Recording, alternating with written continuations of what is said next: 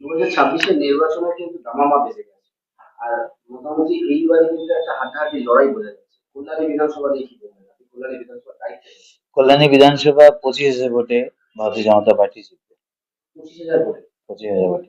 কারণ এত কম মার্জিনে কেন? আরো বেশি মার্জিনে দিতে হবে। আমি যেটা বলছি এটা হবেই, বেশি হতে পারে। এতটা আমরা আমরা বললাম 50,000, এসে দাঁড়ালো 35,000, 30,000, সেটা কেন হবে?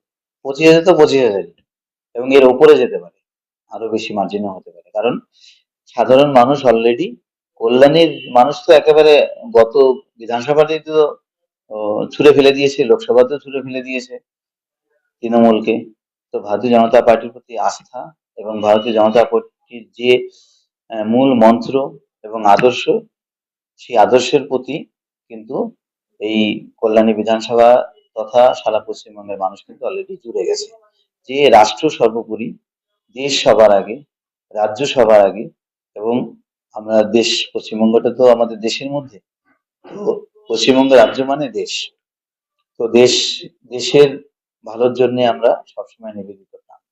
এবং কল্যাণী মানে কিন্তু বিধানচন্দ্র রায়ের কল্যাণী, আমার আপনার কল্যাণী, ভালোবাসার কল্যাণী। আর সেই কল্যাণীকে সেই কল্যাণী দীর্ঘ 35 বছর সিপিএমরা রাজত্ব করেছে, তারপরে 15 বছর টিএমসি করেছে। কোনো একটা নতুন শিল্প তারা আনতে পারেনি, সমস্ত শিল্প এক এক করে বন্ধ হয়ে গেছে। সিপিএম এর আমল থেকে শুরু হয়েছে, এবং সেটা টিএমসি এসেছিল মানুষকে অনেক আশা দিয়ে, কিন্তু সেই টিএমসি তো আরো দু চারটে শিল্প আনবে কি, সেগুলো আরো যেগুলো বাঁচা কাছা ছিল সেগুলো বন্ধ করেছে। এখন গুণের জন্য হয়তো হাতে গোনা কয়েকটা, 5-10টা হয়তো রয়েছে, তাও খুব খুব মানে একেবারে মার্জিনাল অবস্থায় রয়েছে। কারণ কি, এই এই সরকার, টিএমসি সরকারের যে ইন্ডাস্ট্রিয়াল মিনিস্টার ছিল পার্থ চ্যাটার্জি, যে জেলে ছিল প্রায় 2-3 বছর, সে এখানে আসতো তোলাবাজি করতে, সেখান থেকে পয়সা তুলে নিয়ে যেত, এবং কারা কারা তাকে পয়সা তুলে দিত সেটা সকলেই জানে, সারা কল্যাণীবাসীরা জানে কিভাবে তোলা তুলতো এখান থেকে। ইন্ডাস্ট্রি ল্যান্ড বিক্রি করে দিত, জমির আহ গঙ্গার পার মাটি কেটে বিক্রি করে দিত, সরকারি জমি দখল করে দিত। এ সমস্ত করে করে তারা একেবারে সমস্ত পয়সা তুলে তারা কি করতো, পার্থ চ্যাটার্জির হাতে দিত, এবং সে তার গার্লফ্রেন্ডের খাটের তলায় সেগুলো পাওয়া গেছে, কোটি কোটি টাকা। তো এই তো এরা করে গেছে, এত কিছু তো করেনি, মানে গঠনাত্মক তো কোনো কাজ করেনি কল্যাণী। কল্যাণী আজ থেকে 40-35 বছর আগে যে কল্যাণী ছিল, সে সেম রোড, সেম ধরনের ইনফ্রাস্ট্রাকচার, নতুন কিচ্ছু তৈরি হয়নি, কিচ্ছু তৈরি হয়নি, নাথিং। আপনি দেখুন, অথচ কল্যাণীর জন্য অনেক দারুণ একটা ইনফ্রাস্ট্রাকচার রয়েছে এখানে, ভালো কিছু করার, কিন্তু কিচ্ছু এরা করেনি, সব শেষ করে দিয়েছে। ইয়েস, দেখুন অ্যানালিটিক্যাল হাব তৈরি করার কথা ছিল, সেগুলো 15 বছর আগে, 11-12 বছর আগে মুখ্যমন্ত্রী প্রমিস করেছিল, তাও কিছু নেই, এখানে ডাস্টবিন বানিয়ে রেখে দিয়েছে। So they are thought, basically তাদের যে ন্যারেটিভটা, সেই ন্যারেটিভটাই হচ্ছে ওই একেবারে, মানে যে জায়গায় যাও একেবারে ডাস্টবিন তৈরি করো। আপনি বলছেন যে 2026-এ ভোটে আপনি জিতবেন। তো ভোটে জেতার পরে প্রথম কি কাজ হবে আমি জিতবো আমি বলিনি, সে পার্টি ডিসাইড করবে কে টিকিট পাবে না পাবে, সেটা কেন্দ্রীয় হাইকমান্ড, রাজ্য দিয়েছে। ভারতীয় জনতা পার্টি জিতবে এবং পদ্মফুল জিতবে, এছাড়া আর কোনো অল্টারনেটিভ নেই। কারণ যেভাবে যেভাবে অনুপ্রবেশকারীরা এখানে ঢুকেছে, যেভাবে অনুপ্রবেশকারীরা সারা পশ্চিমবঙ্গকে যেভাবে দখল নিয়েছে, এবং সেই জিহাদিদের মাথায় হাত রেখে তাদেরকে ভোটের সময় সন্ত্রাস করিয়েছে, সেটা তো সারা পশ্চিমবঙ্গের মানুষ দেখেছে। আর কল্যাণী তো একেবারে বুদ্ধিজীবী এবং শান্তিপ্রিয় মানুষ, এবং তারা তো দেখছে দীর্ঘ 15 বছরের তৃণমূলরা কি করেছে, সমস্ত জায়গায় এরা যে করাপ্ট প্র্যাকটিস গুলো করেছে, সব খেয়ে নিয়েছে লুটে পুটে। তো সেগুলো তো আর এদের প্রতি আর কোনো আস্থা নেই, এমনকি এই অনুপ্রবেশকারীদের ভোটের উপরে এরা জেতার চেষ্টা করছিল, এবং সেই প্রায় 25 থেকে 30 হাজার ভোট মোটামুটি বাতিল হবে অ্যাট ওয়ান গো। ইনিশিয়াল প্রথম যে ইয়েতে বাতিল হলো, তাতেই তো প্রায় অলমোস্ট প্রায় 18,000 ভোটার বাতিল হয়ে গেছে। কারণ কি, সেগুলো ভুয়ো নাম দিয়ে চলছিল, কিন্তু মৃত ভোটার ছিল তাতে, সেগুলো এরা চালিয়ে আসলে ওদের এই ভোটগুলো, ফর্জি ভোটগুলো এরা দিত। এবার তো আর সেটা তো হবে না, সেগুলো পারবে না। এবং পশ্চিমবঙ্গের মানুষ তো দেখছে যেভাবে দুর্নীতি হয়েছে, লাগামহীন দুর্নীতি। 26,000 চাকরি বদল করার পরে এই মুখ্যমন্ত্রী মমতা ব্যানার্জি কি করে পদে থাকে? এর কোনো ন্যূনতম নৈতিকতা, লজ্জা, শরম বোধ কিছু আছে?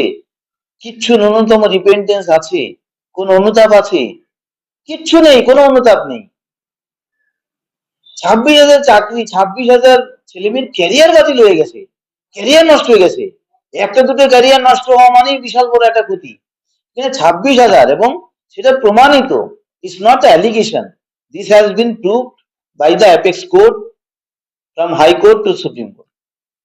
তারপরেও ওই মুখ্যমন্ত্রী পদে থাকছে কি করে, আর সমস্ত কিছুতে মুখ্যমন্ত্রী জানে, তারপরেও সে মাথায় হাত, তার হাত প্রত্যেকটা ক্রিমিনালের মাথায় রয়েছে, দুর্নীতিবাজের মাথায় রয়েছে। পশ্চিমবঙ্গের মানুষ দেখছে, কল্যাণী মানুষ দেখছে না, খুব দেখছে। আর কল্যাণীর কথা যদি বলেন স্পেসিফিক্যালি, বালিচুরি প্রতিদিন আপনি রাত্রিবেলা যান, দেখুন ট্রাকের পর ট্রাক, ট্রাকের পর ট্রাক, শয়ে শয়ে ট্রাক বালি চুরি করে নিয়ে চলে যাচ্ছে।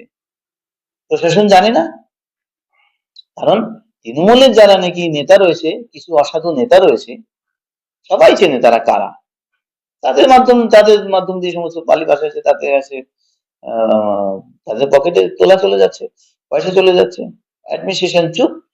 এবং এমনকি আপনি দেখুন কয়েকদিন আগেই ইএসআই হসপিটালের পেছনে যে জায়গাগুলো দখল হয়ে যাচ্ছে, আবার ক্যামেরার সামনে এসে বলছে কে দখল করিয়েছে, তারা কাউন্সিলর, সে ওখানকার কাউন্সিলর না, কিন্তু এক মানে কোন একটা ওয়ার্ডের কাউন্সিলর।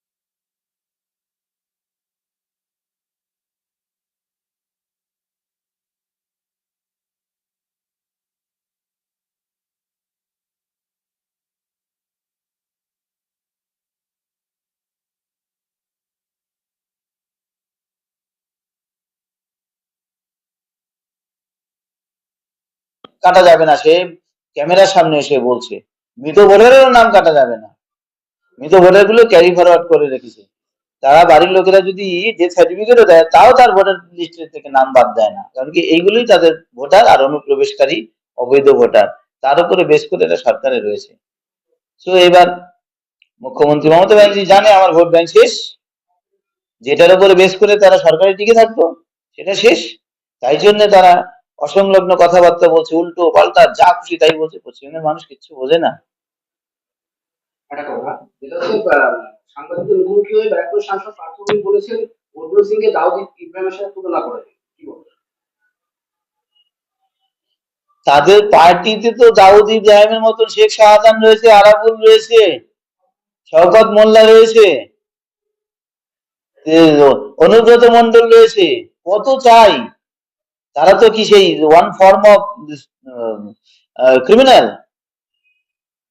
তারা তারা তাদের মুখ থেকে এই ধরনের কথা শোভা দেয়? অর্জুন সিং তো আর এখন তো কোনো অর্জুন সিং তো কোনো ইয়েতে নেই এখন। সে যদি এই ধরনের করে দাউদ ইব্রাহিমের মতন, তাহলে অ্যারেস্ট করছে না কেন তাহলে তাকে? কারণ কি অ্যারেস্ট করার তো কিছু নেই। অর্জুন সিং প্রতিবাদ করছে, এবং ভারতীয় জনতা পার্টির প্রত্যেকটা রাষ্ট্রবাদী যারা নাকি রয়েছে কার্যকর্তা, তারা প্রত্যেকেই এই অন্যায়ের বিরুদ্ধে, তৃণমূল সরকারের জিহাদি সরকারের অন্যায়ের বিরুদ্ধে রুখে দাঁড়াবে। কে কি বললো না বললো, ডোন্ট কেয়ার। এবং অর্জুন সিং সেই কাজটাই করেছে, যে রাষ্ট্রবাদী একজন রাষ্ট্রবাদী মানুষ যে কাজটুকু করা উচিত, তাদের তৃণমূলের বিরুদ্ধে সোচ্চার, অনুপ্রবেশকারীদের বিরুদ্ধে সোচ্চার। হুমায়ুন কবির বলেছে অর্জুন সিং কি তার এলাকায় যায় তাকে তুলে ফেলবে। কি বলবো? হুমায়ুন সিং তো আগে তো বলেছে 30% হিন্দুদেরকে কেটে ফেলবো, গঙ্গায় ভাসিয়ে দেবো। প্রশ্রয় কে দিচ্ছে? তৃণমূল দিচ্ছে। ওই পার্থভৌমিকের পার্টি সুপ্রিমো দিচ্ছে, পার্থভৌমিকদের মতো মানুষ দিচ্ছে, নাহলে অ্যারেস্ট হবে না কেন? এত বড় কথা বলার পরে অ্যারেস্ট হচ্ছে না? তাদের হাত মাথায় রয়েছে, সরকারের হাত, মুখ্যমন্ত্রী মমতা ব্যানার্জির হাত মাথায় রয়েছে তাদের। তো শেষ প্রশ্ন, কল্যাণী মানে নদিয়া, আর নদিয়াতে কিন্তু তৃণমূলের একটাও ঘাসফুল বর্তমানে ফোটেনি, একটা কি দুটো কেন্দ্র তারা পেয়েছিল, শান্তিপুর পেয়েছিল সম্ভবত, আর একটা পেয়েছিল। নদিয়াতে এবারে কি হবে মনে হচ্ছে? নদিয়াতে আমরা এবার কয়েকটা ইয়ে ছাড়া, যেখানে একেবারে 90% যে জায়গায় মাইনরিটি, মেজরিটি অবশ্য তারা, সেই জায়গাটায় হয়তো বা কিছু কিছু সিট টিএমসি পেতে পারে, বাকি সব কতগুলো সিট পেতে পারে বিজেপি? নদিয়াতে। নদিয়াতে পাবে 12-13টা তো পাওয়ারই কথা। হ্যাঁ, তৃণমূল কটা আসন পেতে পারে নদিয়াতে? নদিয়াতে তৃণমূল 3টে কি 4টে পেতে পারে, আর বাকিগুলো বিজেপি পাবে। আর এগুলো তো সবশেষে কল্যাণীবাসীর জন্য কি বলবেন? ডক্টর বিধানচন্দ্র রায়ের স্বপ্নের যে জায়গা কল্যাণী, এবং কল্যাণী বিধানসভা তো মদনপুর, গয়েশপুর, শিমুরালী এবং কল্যাণী, এই কয়েকটা জায়গা মিলে তো। এবং ডক্টর বিধানচন্দ্র রায়ের যে অসমাপ্ত যে স্বপ্ন, সেই অসমাপ্ত স্বপ্ন কিন্তু ভারতীয় জনতা পার্টির মাধ্যমেই কিন্তু এখানে সেটা সাকার হবে। এবং আমরা কল্যাণী শহরকে ফাইনেস্ট ক্লিনেস্ট শহর ইন্ডিয়ার ভিতরে আমরা ক্লিনেস্ট শহর আমরা করতে পারবো, এবং দ্য মোস্ট বিউটিফুল সিটি আমরা করতে পারবো। সেই সাথে যত ইন্ডাস্ট্রি যত বন্ধ হয়ে গেছে, সমস্ত ইন্ডাস্ট্রিকে আমরা খুলে দিতে পারবো, এবং সরকারের কাছে আমরা প্রপোজাল দেবো, এবং আমাদের সরকারও সেটা বদ্ধ পরিকর যে এখানে ইন্ডাস্ট্রিয়ালি রিভ্যাম্প করার জন্য এখানে সমস্ত ইনফ্রাস্ট্রাকচার আছে, ইন্ডাস্ট্রিয়ালিস্টরা এখানে নেই, কিন্তু ইন্ডাস্ট্রিয়াল ইনফ্রাস্ট্রাকচার রয়েছে। তো সেই ইনফ্রাস্ট্রাকচারে আমরা দরকার হলে সরকারের সাথে কথা বলে আমাদের এজেন্ডা আমরা নিতে পারি, যে আমরা প্রোডাকশন ফ্রি আমরা করে দেবো, ট্যাক্স ফ্রি প্রোডাকশন আমরা করাবো। ট্যাক্স ফ্রি করে দিলে, প্রোডাকশন ট্যাক্স যদি আমরা ইয়ে করে দিই, ফ্রি করে দিই, তাহলে সমস্ত ইন্ডাস্ট্রিয়ালিস্ট আসবে, 10 বছরের জন্য ফ্রি করে দিলে ডেফিনেটলি আসবে। এই সরকার, তৃণমূল সরকার তো কোনো ধরনের কোনো স্টেপস নেয়নি, বন্ধ হয়ে রয়েছে। তারা যদি ট্যাক্স ফ্রি, এমনিতে তো সব ইন্ডাস্ট্রি আসে না, তারা যদি প্রোডাকশন ট্যাক্স ফ্রি করে দেয় 10 বছরের জন্য, তাহলে কিন্তু সবাই চলে আসবে। অন্যান্য রাজ্যে তো হয়েছে, উত্তরাখণ্ডে হয়েছে, হিমাচল প্রদেশে হয়েছে, তারা সব 10 বছরের জন্য ট্যাক্স ফ্রি করে দিয়েছে, প্রোডাকশন ট্যাক্স ফ্রি করে দিয়েছে, ইন্ডাস্ট্রিরা সব ঢুকেছে নতুন জায়গায়। আর এখানে তো ইনফ্রাস্ট্রাকচার সবকিছু রয়েছে, কিন্তু কখনো শুনেছেন এই যে এই তৃণমূল সরকার যে প্রোডাকশন ট্যাক্স ফ্রি করছি? করেনি, বন্ধ হয়ে গেছে, বন্ধ হয়ে গেছে। কারণ এটা এদের একেবারে মাইক্রো লেভেল, মানে ম্যালাফাইড ইন্টেনশন, যে এখানে কোনো ডেভেলপমেন্ট করা যাবে না।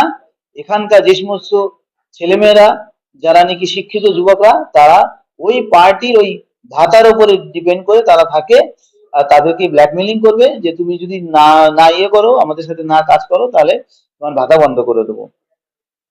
আর সেই আশা, এবং এটা এইভাবে তাকে ব্ল্যাকমেলিং করা হচ্ছে, আর সেই জন্য কোনো ইন্ডাস্ট্রিয়াল ডেভেলপমেন্ট হচ্ছে না, ইন্ডাস্ট্রি এখানে খুলছে না। তো ছেলেদের জন্য ভাতা দিলেন মুখ্যমন্ত্রী 1500 টাকা। হ্যাঁ, 1500 তো টাকা। সেটাই তো বলছি, চাকরি তো দেবে না। চাকরির সমস্ত যত চাকরি করবে সমস্ত বিক্রি হয়ে যাবে, কারণ কি এরা জানে এরা কোনো ধরনের কোনো পরীক্ষা এরা সঠিকভাবে নিতে পারবে না। আর ইন্ডাস্ট্রি খোলার জন্য এদের কোনো ইনফ্রাস্ট্রাকচারও করতে পারবে না।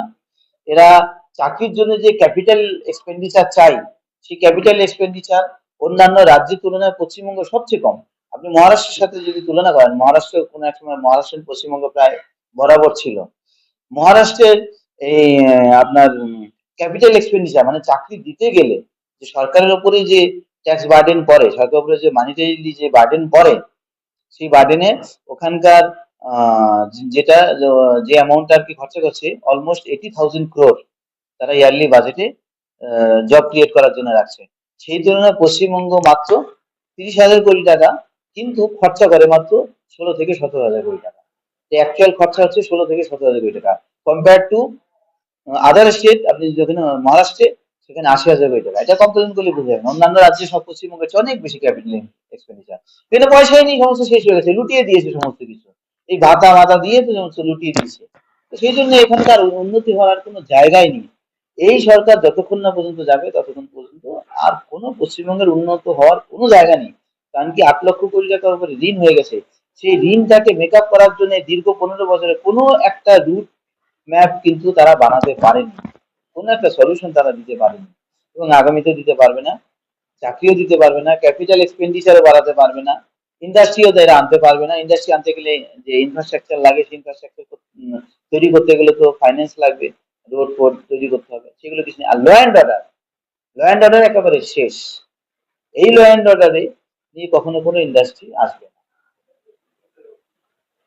সেই তুলনামূলক আমরা সমস্ত দিক থেকে বিচার করে আমরা যদি এখানে সরকারে আসি, আমরা অবশ্যই কল্যাণীকে মানে অসাধারণ একটা সুন্দর একটা সিটি আমরা তৈরি করে দেবো এবং এখানে মানে লক্ষ উম, চাকরির মানে সংস্থা এখানে মানে সংস্থান আমরা করে দেবো।